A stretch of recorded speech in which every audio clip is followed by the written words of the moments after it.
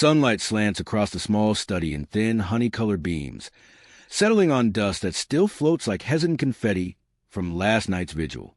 Nadia Begum was buried at dawn. Noon has barely passed, yet her absence already hums through the house. Her widowed husband stands at the doorway, fingers worrying a well-worn handkerchief, while their 3 grown children step inside, the first time they have occupied this room together since childhood. Ollie, the eldest, straightens framed certificates on a wall as if guarding order. Saima runs a thumb along the spines of Urdu classics, tracing titles her mother taught her to pronounce. Hamza, half smiling, half sorrowing, lifts a lace cloth and reveals the walnut trunk crouched beneath the desk. Its brass lock glints, deliberate and patient, like an eye that has waited decades to open. The air stills. They exchange a silent agreement. Something important is about to speak.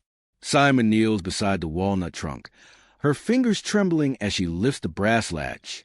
The hinges groan open with a sigh, as if the trunk itself has been holding its breath for years. Inside, among carefully folded shawls and faded photographs, lies a small leather journal wrapped in a pale blue silk scarf. The scent of sandalwood rises faintly as she lifts it out, and a silver key slips from between the pages, catching the light. Hamza picks it up and reads the delicate engraving aloud. August 14th, 1952. Their father, standing in the doorway, clears his throat. "Your mother was private," he says, voice tinged with both grief and reverence. "Some things are meant to remain hers." Ali folds his arms, nodding in agreement. "Maybe we should leave it be." But Saima holds the journal close, eyes full of quiet certainty. She wrote it down. That means she wanted to be heard. Someday. Hamza steps in gently. "Then let it be us, her children. We'll read it together, slowly, with respect." After a long silence, their father steps forward, places a key on the table, and nods. They agree to read aloud, one entry at a time. Saima suggests recording it, not just for themselves, but for their children and their children's children. And so, with the old clock ticking softly and sunlight warming the desk, the first page is turned. The past, long silent, begins to speak. "Today, I taught Safia how to write her name in Urdu. Her fingers were clumsy, but her smile was triumphant. I think, this is what I want, to teach, to open minds like windows after winter. I want a life as wide as the Ravi River, full of current and color and quiet strength." Saima's voice quivers as she reads the first entry aloud, the old paper faintly crackling between her fingers. The siblings sit cross-legged around the desk, the journal lying open like a whispered confession finally heard. The entry paints pre-partition Lahore in vibrant strokes, skies fluttering with rainbow-colored kites, the tang of roasted chickpeas and cardamom in the air, and narrow streets echoing with laughter and distant qawwalis. Nadia writes of slipping out early to visit a local girls' school, pretending she's one of them, books clutched to her chest, dreams tucked beneath her dupatta. Ami says a girl's place is at home. Abba wants me to marry a cousin I barely know. But when I hold a piece of chalk, the world listens. Saima wipes her eyes with the corner of her sleeve. "She wanted so much more than we ever knew," she whispers. Ali leans back, arms crossed, but his expression is distant, thoughtful. "It's strange," he murmurs. "I once thought of studying abroad. I never told anyone. Maybe we inherited more than we think." Hamza presses record on his phone. "Let's keep going." Nadia's voice, inked in 1947, flows softly into the room like incense, hopeful, stubborn, and alive. The diary pages shift in tone, more ink, more urgency. Saima reads the next entry slowly, her voice catching as emotion deepens with every page. Nadia, now in her early 20s, writes about Amir, her fiancé, her first love. He had been drafted to the Kashmir front, called away just weeks after their engagement. The day he left, he tucked a jasmine flower into my braid and said, "Keep dreaming, even when I'm gone." The entries are scattered with copied letters from Amir, each one carefully transcribed by hand. Some bear water stains, others smudge what Nadia calls monsoon breath. One letter reads, "My dearest Nadia, the mountains are cruel and quiet, but I think of your voice reciting foys, and it warms the cold nights. If I return, marry me under the banyan by your school. Promise me. Ali clears his throat and glances at their father. Did you know about him? Their father frowns, confused. Amir? No. She never mentioned anyone before me. They all fall silent.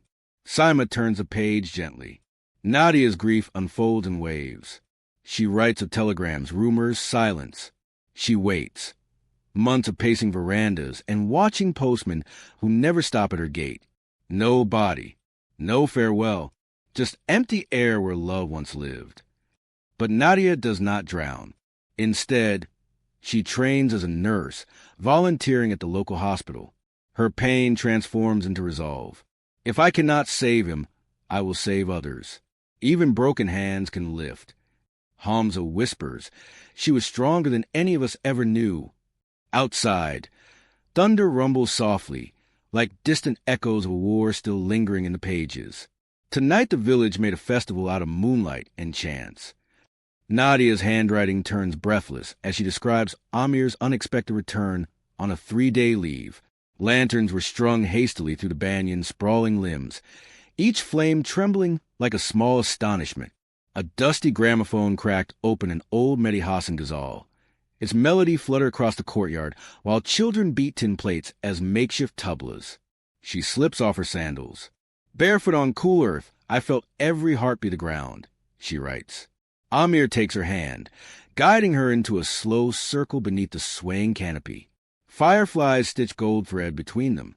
He leans close, breath smelling of cardamom and gunpowder, and whispers their shared dream. One day we will build a school here, under this very tree, chalk dust floating like blessings. They sway long after the record ends, moving only to the pulse of crickets. Nadia notes how his uniform smells of rain-soaked canvas, how her paddock catches on a tree root, how neither of them cares. For one night, she pens, war was an echo outside the lantern light. Saima's voice falters. She presses pause on a recording. The room is still except for the ticking clock. Hamza exhales. She never danced again after Baba's stroke, he says, sadness threading his words. Ali glances toward their father's silent figure in the doorway, realizing the weight of what none of them knew. The gramophone's imagined notes fade, but Nadia's barefoot twirl lingers like a promise half-kept. Today they brought the proposal like it was a royal decree. Polished shoes, gold-rimmed cups, and an offer cloaked in duty. Nadia's next entry is thick with tension. A wealthy cousin from Karachi has formally asked for her hand. The family is ecstatic, not because he's kind or clever, but because he's promised to fund her brother's education abroad. A bargain, really, she writes bitterly. My future for theirs. The pressure is immediate and relentless. Her uncle calls it a once-in-a-lifetime offer. Her aunt scolds her. Stop clinging to ghost stories and lost soldiers. Her mother goes silent, lighting incense and refusing to meet her eyes. But Nadia is unyielding. Love is not selfish. Fear is, and I will not give my life away to buy someone else's dreams. The refusal sets the house ablaze with fury. Her father slams a chair against the wall. Her aunt cries loudly about shame and spinsterhood. One brother refuses to eat for 2 days. Still, Nadia writes through the storm, what kind of teacher would I be if I taught sacrifice but lived submission? In the present, Saima quietly closes a journal for a moment, blinking fast. She was fighting for her life, and they made her feel like a traitor, she murmurs. Ali looks at her, his voice low. You remember when you told us you wanted to study fine arts? Saima nods. She would have understood. The diary lies open, still defiant. The letter arrived without ceremony, one line, one fate. Amir Siddiqui, missing in action, presumed dead. Nadia's world folds inward. There is no funeral, no grave. Only silence and finality written in military ink. She does not wail or retreat. Instead, she begins to pack. The next entries span months of change. Nadia is awarded a scholarship to Aligarh Women's College. Then, almost miraculously, a fellowship to study education in London. If I cannot marry him beneath the banyan tree, she writes, I will teach 1,000 others to dream beneath its shade. Her journey unfolds in striking detail. The grit of coal-fired engines aboard the ship to Southampton, the taste of seawater in the morning fog, the steward speaking hurried English she can barely follow. In London, the air is cold and fast, she writes, like no one here has time to grieve. Still, she walks the cobblestone streets with her chin high, the hem of her wool coat soaked in rain and resilience.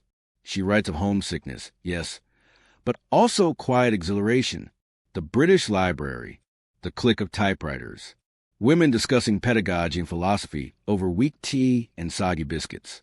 I carry a war in my suitcase, Nadia writes, but also a chalkboard, and every border I cross is a line I'll teach others to redraw. Hamza leans forward, stunned. She left everything, but never left herself. The diary glows in lamplight, a compass inked in courage. The journal's pages take on a gray tint, ink flecked with exhaustion from late-night hours.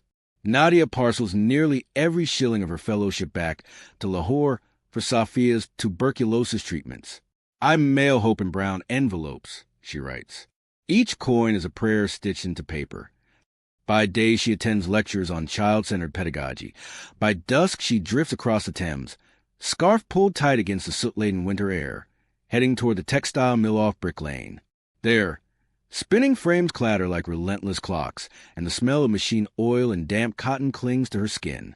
She describes pricked fingers, steam-clouded windows, foremen who mispronounce her name. Yet her entry glows with stubborn grace. If I cannot give time, I will give sweat. Learning in the morning, labor in the night. Both are acts of faith. Ali pauses a reading.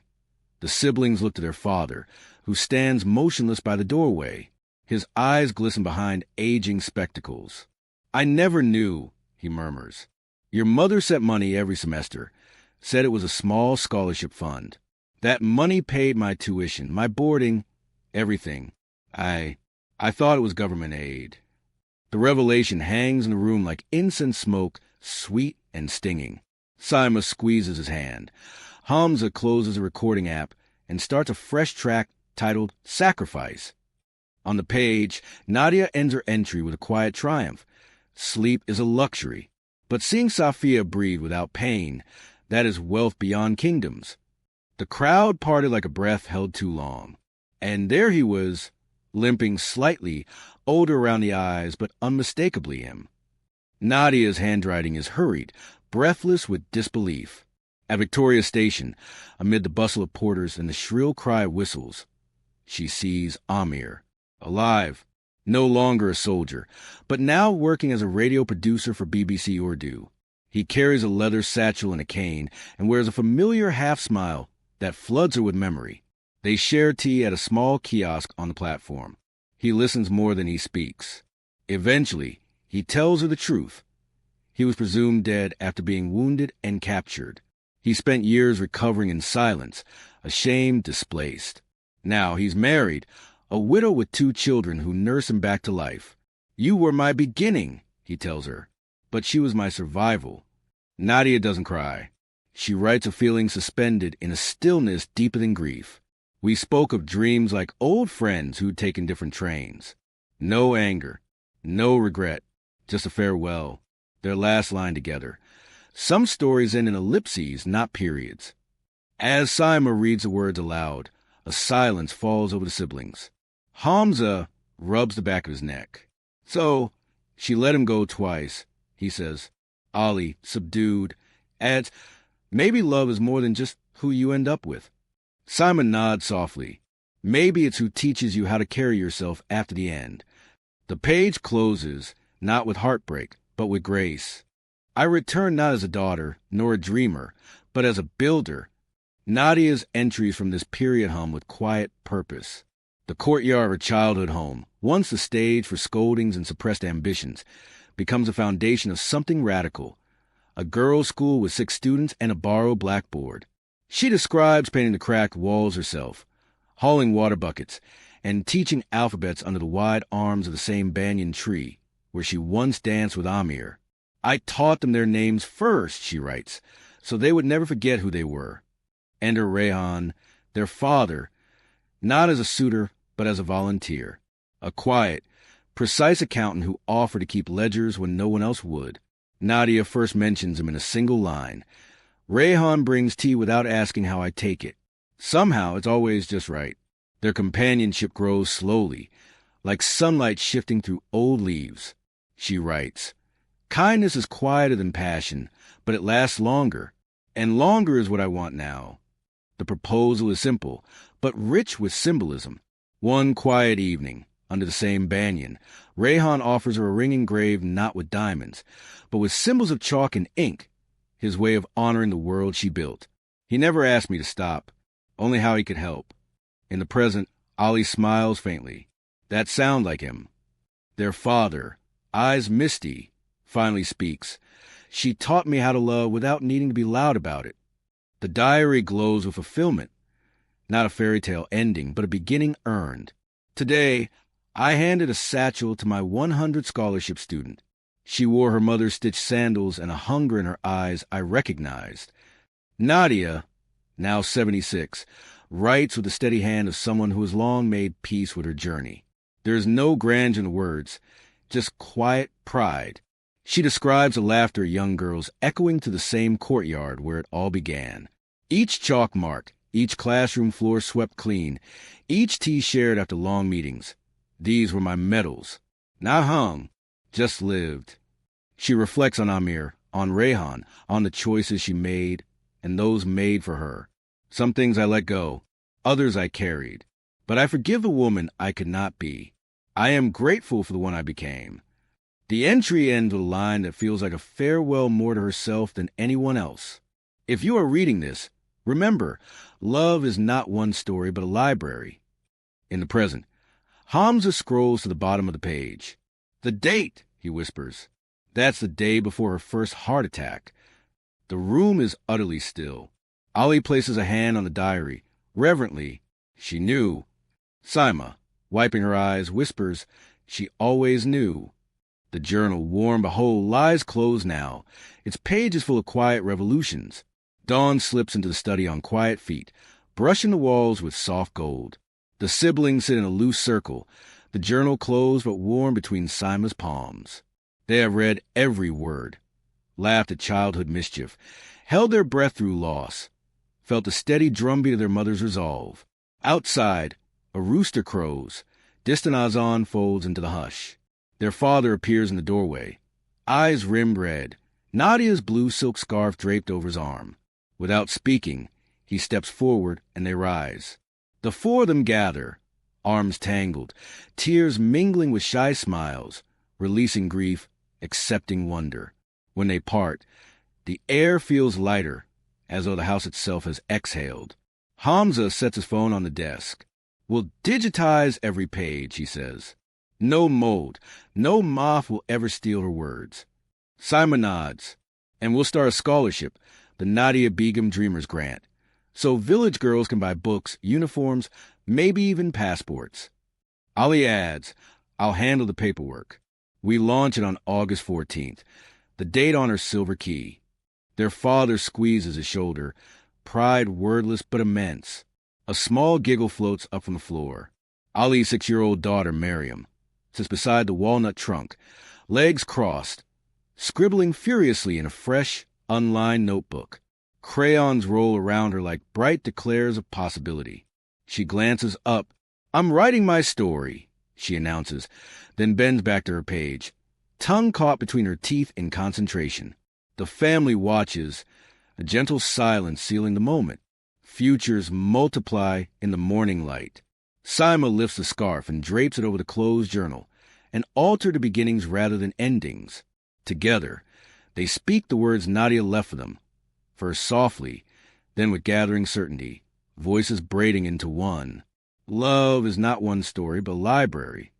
And the library, alive now in memory, paper, and the eager scrawl of a child, opens its doors to the next chapter.